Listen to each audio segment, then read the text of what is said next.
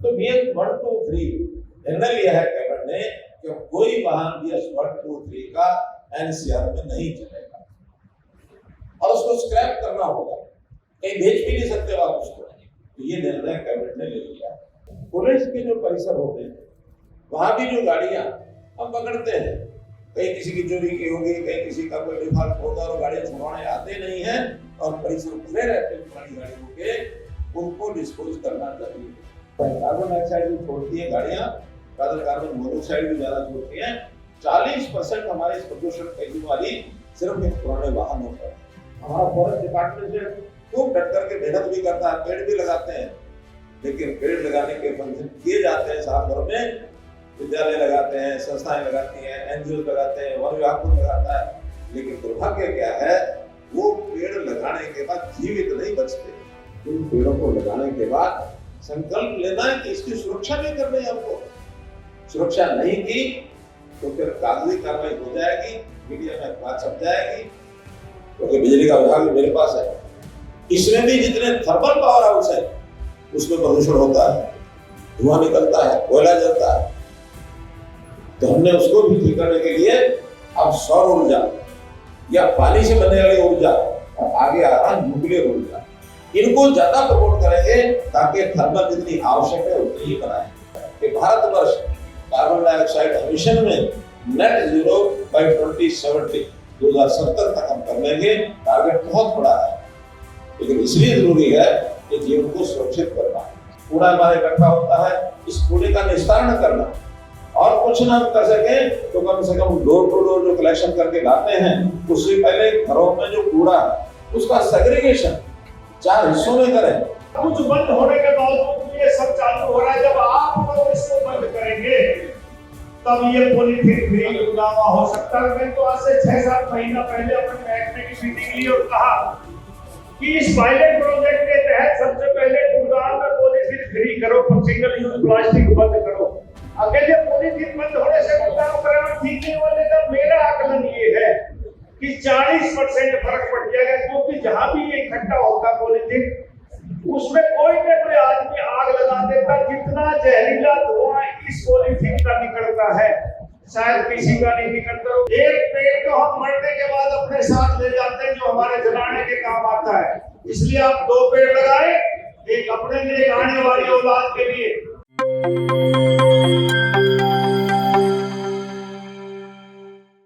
नमस्कार, मैं हूं निशा। आप देखना शुरू कर चुके हैं NGP हरियाणा।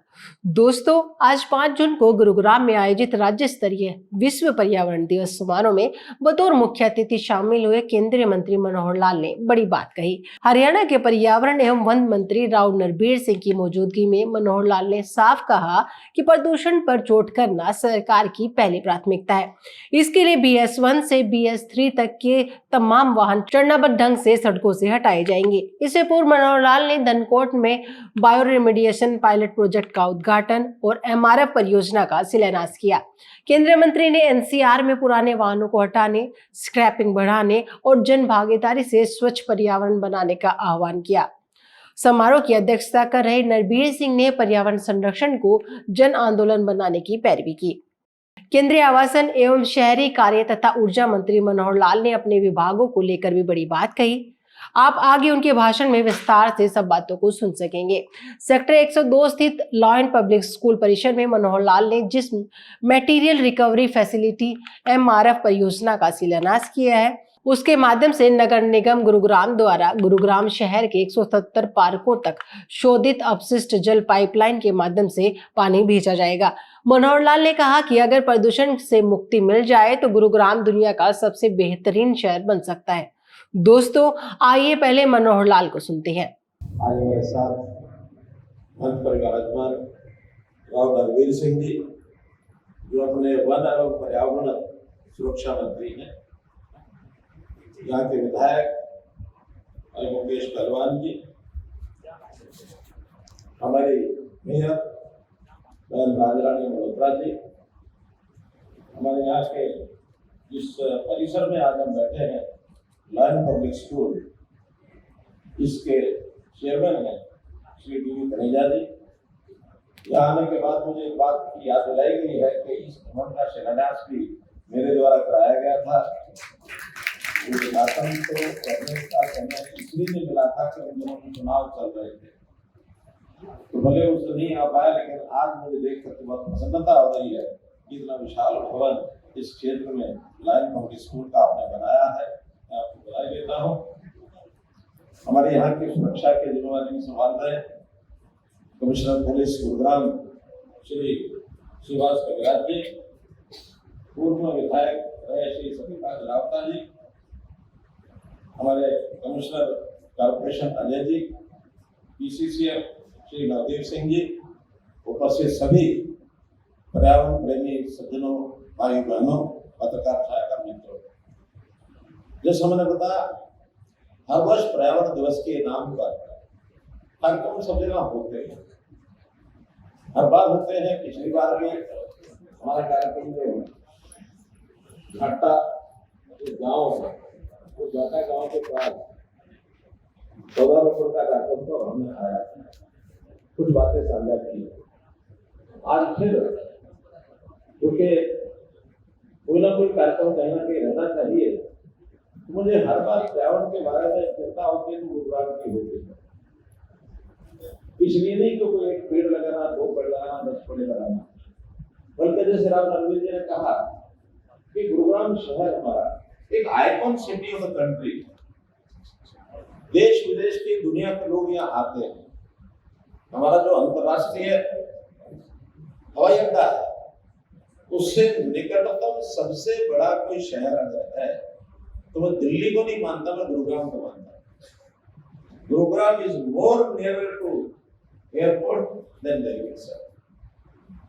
इसलिए सारे एमएनसी जितनी मल्टीनेशनल कंपनीज हैं, उनके लगभग 400 में से 500 में से 300 से ज्यादा कंपनियों के ऑफिस यहाँ हैं। कई देशों ने तो अपनी कॉलोनियां बना ली, उनकी कॉलोनीज में उनके नागरिक रहते हैं, उनके बच्चे स्कूल में पढ़ते हैं, सब चीजों का गुणगान करते हैं। लेकिन एक बात की शिकायत वो बार बार करते हैं कि गुरुग्राम में स्वच्छता को संभालिए, पर्यावरण की स्थिति को संभालिए, AQI दिल्ली के साथ जोड़ करके इसका बढ़ता रहता रहता है, उसको संभालिए। ये जो वाहन चलते हैं, खास करके बसें और ट्रक, पुराने वाले जो BS1 है, BS2 है, BS3 मानक के ऊपर आधारित है, BS4 के ऊपर है, BS5 हमने रिजेक्ट किया था क्योंकि टाइम नहीं था, इसलिए वो नहीं लागू किया गया। BS6 चल रहा है। तो BS1, 2, 3 निर्णय लिया है कैबिनेट ने कि कोई वाहन BS1, 2, 3 का NCR में नहीं चलेगा और उसको स्क्रैप करना होगा, कहीं भेज भी नहीं सकते आप उसको। तो ये निर्णय कैबिनेट ने ले लिया। हाँ, BS4 यदि कोई खरीदार NCR से बाहर उसका कोई है तो बाहर भेजेंगे, यहाँ NCR में नहीं चलाएंगे। यहाँ अगर चलेगा ट्रक और बस तो BS6 चलेगा। 2 साल का समय भी दिया, इस बीच में अपनी व्यवस्थाएं कर ली है। जगह जगह पुरानी गाड़ियों को लोग छोड़ देते हैं, स्क्रैप कर देते हैं। यहाँ गुरुग्राम में देखते हैं बहुत जगह पर ऐसी पुरानी गाड़ियां जगह जगह खड़ी है। उनको आज ही मैंने राव साहब कहा, मैंने इसकी व्यवस्था कराइए। म्युनिसिपैलिटी का काम नहीं है कि म्युनिसिपैलिटी नोटिस देते हैं, जनरल नोटिस, कि अगर किसी की पुरानी गाड़ी, उसका जो कबाड़ कहीं खड़ा है, जिस किसी का व्यक्तिगत है, वो 3 दिन में या 7 दिन में जो टाइम देना उसको देके उसको उठा लें, अन्यथा वो म्युनिसिपल कमेटी की प्रॉपर्टी होगी, वो उसको उठा करके और उसको डिस्पोज ऑफ करेंगे और फिर 7 दिन के बाद उठा करके उसको खत्म करना। ऐसे हमारे CP साहब बैठे हैं, पुलिस के जो परिसर होते हैं वहां भी जो गाड़ियां हम पकड़ते हैं, कहीं किसी की चोरी की होगी, कहीं किसी का कोई डिफॉल्ट होगा और गाड़ियां छुड़वाने आते नहीं हैं और परिसर खुले रहते हैं पुरानी गाड़ियों के, उनको डिस्पोज करना चाहिए। मैंने एक बार पहले भी पूरे हरियाणा की जितने भी पुलिस स्टेशन से पुरानी गाड़ियों के ढेर लगे हुए थे, पहाड़ बने हुए थे, उनको सबको खत्म कराया था।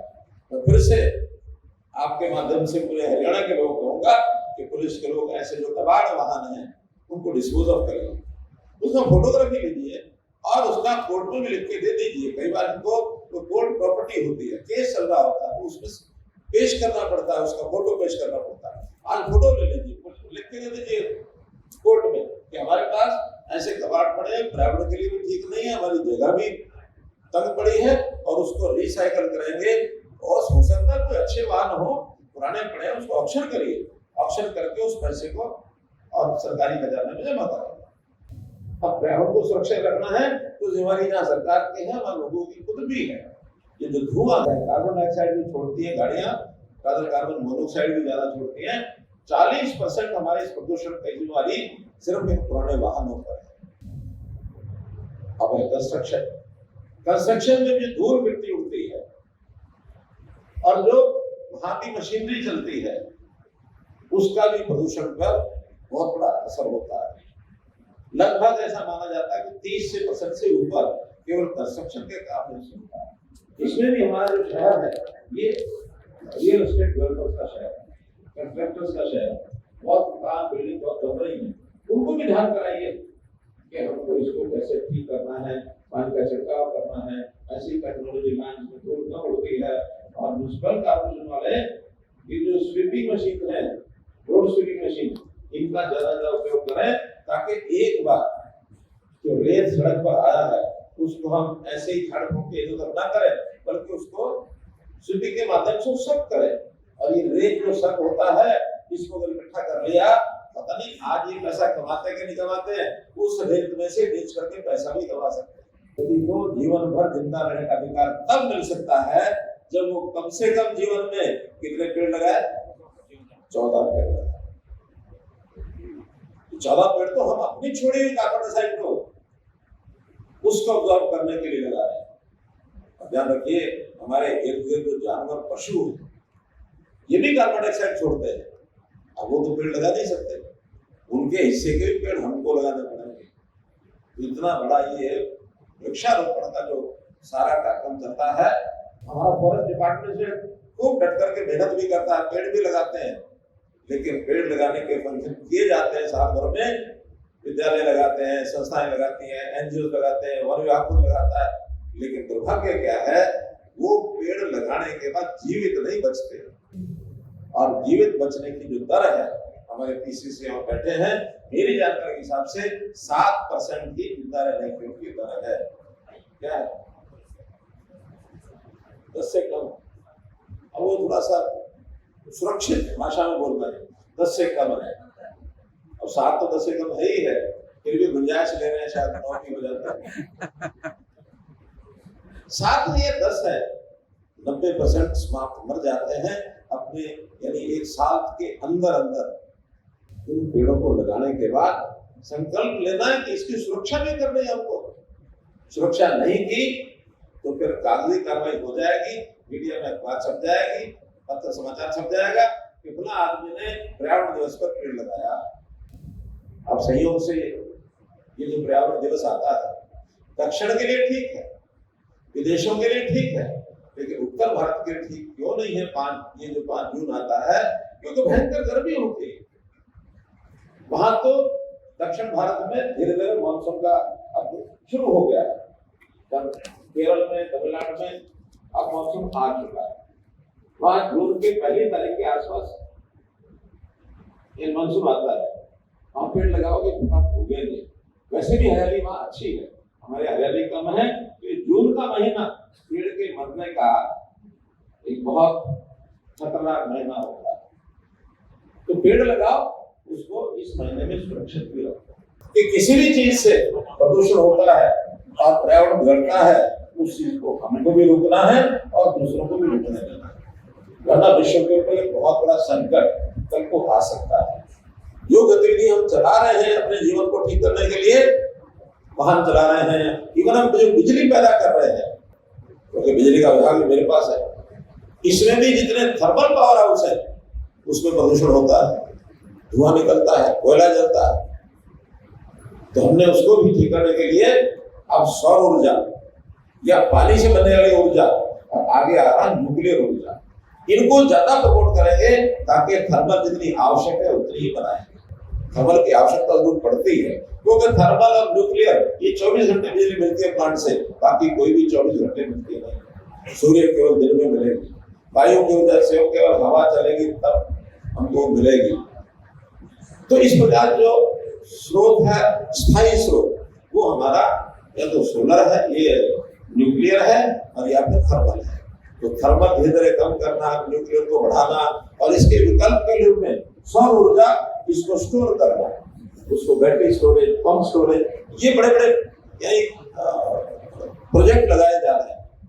तो बिजली का विषय भी बहुत इंपॉर्टेंट इसलिए बनता है कि देश में आज हर व्यक्ति को, दुनिया में हर व्यक्ति को बिजली की आवश्यकता है। मैं अगर बोल रहा हूँ, मेरा भाषण आप सुन रहे हैं, इसमें भी बिजली का उपयोग हो रहा है। बिजली नहीं होती तो मेरी आवाज ना बैठे व्यक्ति को पहुंच नहीं पाती। हम एक दूसरे को देख रहे हैं, इस कमरे में बैठे देख रहे हैं, तो थोड़ा लाइटिंग इसके कारण से। तो बिजली के बिना आज जैसे सांस के बिना जीवन सुरक्षित नहीं है, ऐसे बिजली के बिना भी जीवन की सब सुविधाएं समाप्त होने के बाद जीवन कठिनतम दौर में जा सकता है। तो बिजली की सुरक्षा और उसके कारण से पर्यावरण न हो, इसके लिए हम करते हैं विश्वव्यापी आंदोलन चला कि हमको कार्बन डाइऑक्साइड की जो एमिशन है, उस एमिशन को नेट जीरो पर लेके आना है। और नेट जीरो पर लाने के लिए टारगेट तय हो गया है कि दुनिया में 2070 तक, बल्कि भारतवर्ष का टारगेट है, अलग देशों में इससे भी पहले रखा है कि भारतवर्ष कार्बन डाइऑक्साइड एमिशन में नेट जीरो बाय 2070 तक हम कर लेंगे। टारगेट बहुत बड़ा है, लेकिन इसलिए जरूरी है कि जीवन को सुरक्षित करना है। मित्रों, पर्यावरण के विषय पर बहुत लंबा भाषण दिया जा सकता है, लेकिन आज चूंकि एक औपचारिकता कह लें या एक संदेश कह लें, लोगों को देने के लिए आपके माध्यम से, हमारे मीडिया मित्रों के माध्यम से एक यही मेरा सब लोगों से आग्रह है कि हम इसमें अपनी भूमिका जरूर निभाएं। पर्यावरण बहुत बड़ा विषय है, प्रदूषण की उत्पन्न होना ये बहुत बड़ी समस्या है। इस समस्या से निजात पाना ये केवल सरकार नहीं कर पाएगी, हर व्यक्ति का योगदान इसमें चाहिए। और व्यक्ति अगर जागरूक होंगे, प्लास्टिक की बात आई, ये भी हमको करना है। कूड़ा हमारे इकट्ठा होता है, इस कूड़े का निस्तारण करना, और कुछ ना कर सके तो कम से कम डोर टू डोर जो कलेक्शन करके लाते हैं, उससे पहले घरों में जो कूड़ा है उसका सेग्रीगेशन 4 हिस्सों में करें। 4 छोटे अलग अलग कलर के जो ड्रम होते हैं उनको रखें। हर घर में आदत बनाए कि कूड़ा इकट्ठा उठा के ना फेंके, जितना इकट्ठा उठा के फेंकेंगे उतना ही डिस्पोजल में समस्या आती है। उसमें प्लास्टिक वगैरह अलग करें, उसमें जो रोड़ा पत्थर होता है उसको अलग करें, गीला कूड़ा अलग, सूखा कूड़ा अलग, और जो उसमें मेडिकल वेस्ट होता है उसको अलग, हैजर्डस मैटर होता है उसको अलग, ताकि उनकी प्रोसेसिंग अलग अलग होती है। अलग अलग प्रोसेसिंग होगी तो उसका परिणाम ठीक निकलेगा। अब नाले हम देख रहे हैं, रेमिडिएशन देख रहे हैं, अभी बायो रेमिडिएशन, इस नाले का हमने बाहर दृश्य देखा, इसके जो पैरामीटर्स हैं इतने हाई हो गए हैं प्रदूषण के नाते, मैं हैरान हो गए। हमारा बीओडी 300 से ऊपर है यार, जबकि 10 बीओडी का पानी चाहिए सामान्य उपयोग के लिए भी। पीएच वैल्यू वो इसकी कितनी डाउन हो गई है, हमको ये पीएच वैल्यू 9 से 10 के बीच में लेकर के आते हैं। अभी बाहर होता है जिसकी 7 है, जहरीला पानी हो जाता है। अब मुझे कई बार ये भी हैरानी होती है कि हमने सीवरेज सब जगह डाल दी, तो सीवरेज जब सब जगह डाल गए, नालों में गंदा पानी क्यों आ रहा है? सीवरेज का पानी तो सीधे का सीधा हमारे एसटीपी को जाना चाहिए। नालों में या तो सीवरेज के कनेक्शन नालों में है, और या फिर इंडस्ट्रियल वेस्ट फैक्ट्रियां चलती है वो नालों में आती है, या कहीं कहीं खुले में शौच जाते हैं। प्रधानमंत्री जी ने 15 अगस्त 2014 को आह्वान किया था कि कोई खुले में शौच जाए, ये हमारे लिए शर्म की बात है। हम घर घर में शौचालय बनवाएंगे, हम कम्युनिटी टॉयलेट बनवाएंगे, हम पब्लिक टॉयलेट बनवाएंगे। उसके लिए बड़ा पैसा खर्च कर रही है सरकार। स्वच्छ भारत मिशन एक मिशन अलग से बनाया। तो इतने बड़े विषय हैं, आज बोलने का मन बहुत था, लेकिन मित्रों एक और कार्यक्रम में मुझे भी और रणबीर जी को भी जाना है, इसलिए आपने मेरी बात सुनी, आपका बहुत बहुत धन्यवाद। आपने मनोहर लाल की बातें सुनी। अब एक बार पर्यावरण मंत्री राव नरबीर सिंह को सुनते हैं। साथियों, आज पर्यावरण दिवस है और पर्यावरण दिवस का मतलब पर्यावरण साफ करना। और हम जिस इलाके में रहते हैं, मैं ये कह सकता हूँ कि सबसे एनसीआर का मेन जिला है गुड़गांव, और सब खासियत सब सहूलियत मिलने के बावजूद भी गुड़गांव का पर्यावरण प्रदूषित है। आम आदमी ये चर्चा करता है कि गुड़गांव में एक वायु जब बरसात के दिन होते हैं तो 100 के आसपास, वरना 200 से 400 के बीच में रहता है। लोग आरोप लगाते हैं सरकार के ऊपर कि भाई सरकार इसके ऊपर कोई कार्रवाई नहीं कर रही। साथियों में पर्यावरण मंत्री के तौर पर, एक आम नागरिक के तौर पर भी मैं चुनाव में जब वोट मांगता था, माननीय मनोहर लाल जी मेरी विधानसभा में चुनाव मांगता था, हर जगह में एक बात कहता था, मेरी 2-4 वोट कम कर देना, कम दे देना, लेकिन पर्यावरण के ऊपर ज्यादा ध्यान दो। ये प्लास्टिक हरियाणा में 2000 से बढ़ना और बिगड़ा बैन है, लेकिन आज भी हर रोड में, हर दुकान पे, हर रेहड़ी पे, कहीं भी हम जाए, हर चीज पॉलीथीन में मिलती है। मैं उस सरकार में भी मंत्री रहा हूं जिसमें पहली कदम से हमने शराबबंदी की थी, लेकिन 1.5 साल के बाद हमने वो योजना वापस लेनी पड़ी, क्योंकि आम लोग उसमें जनभागी नहीं कर पाए, भागीदारी नहीं कर पाए। होम डिलीवरी चालू हो गई, सरकार को उस समय 700-800 करोड़ रुपए का रिटर्न लॉस होने लगा, और कैबिनेट ने फिर फैसला किया 1998 में कि शराबबंदी खोली जाए। आज भी सब कुछ बंद होने के बावजूद ये सब चालू हो रहा है। जब आप लोग इसको बंद करेंगे तब ये पॉलीथीन फ्री गुड़गांव हो सकता है। मैं तो आज से 6-7 महीना पहले अपने महकमे की मीटिंग ली और कहा कि इस पायलट प्रोजेक्ट के तहत सबसे पहले गुड़गांव में पॉलीथीन फ्री करो, सिंगल यूज प्लास्टिक बंद करो।